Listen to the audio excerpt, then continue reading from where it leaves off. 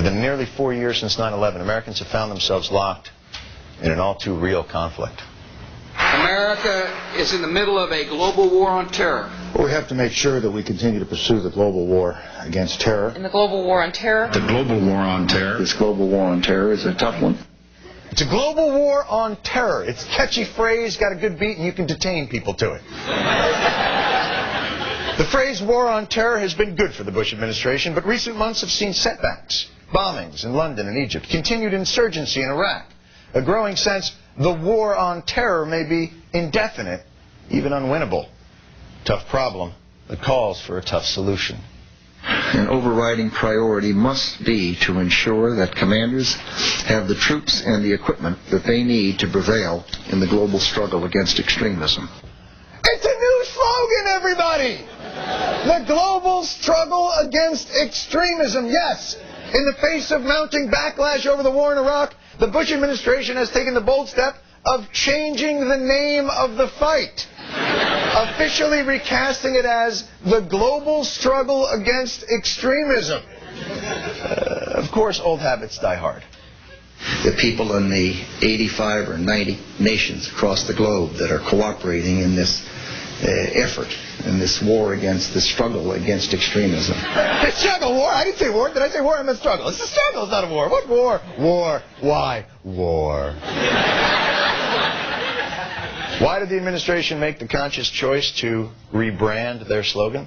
I think I've objected to the use of the term war on terrorism before because, one, if you call it a war, then you think of people in uniform as being the solution. Yes, I'm sure that's very comforting to the 135,000 non-solutions under your command in the war in Iraq. I'm sorry, struggle, safari, boondoggle, whatever it is. With more on the change in the Bush administration's catchphrase, we go out now to Stephen Colbert live in New York's Times Square. How are you? What a moment, John. Yes. John, Americans here are joyful, spontaneously gathering in Times Square to celebrate VOPWT Day, victory over the phrase war on terror. A lot of people didn't think this day would ever come, including the young nurse over there whose throat I just jammed my tongue down. That's the kind of behavior that on any other day get a fellow drummed out of the service. Were I in it. Stephen, what people are celebrating? Absolutely, John. Finally, the phrase war on terror is over. We can all get on with our lives. These 4 years of the phrase war on terror have been hard for the folks here on the mainland. Punishing tax cuts, rampant obesity, and an obscene housing bubble. Stephen, that stuff is still going on. Yes, John, but it's no longer going on while we're using the phrase war on terror. So that took some of the joy out of our consumption? John, when you talk like that, the phrase war on terror wins. Is that what you want?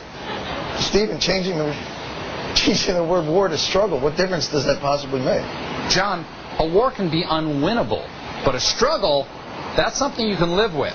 Like you and I, we struggle with our weight. Let's face it, we gain it like women, right here on the hips. But we live with it. Right, Stephen, but then why not the struggle against terror? Why the struggle against extremism? Well, John, the military has been having trouble meeting recruiting quotas, and terror is not testing well. And you know how much kids love things that are extreme. So they wedged that word in there. It makes it seem like you join the army, you get a skateboard. All right, Stephen. Well, I'll assume that the sailor outfit was to give us sort of invoking the joy of VE Day during World War II. And oh, this? No, I'm doing this for the Make-A-Wish Foundation. A sick boy wanted me to dance in a sailor suit for his birthday. Well, that's actually very sweet, Stephen. How old is he going to be? He's 32. As I said, he's a sick boy. Well, thank you very much. Stephen Colbert in Times Square. We'll be right back after this.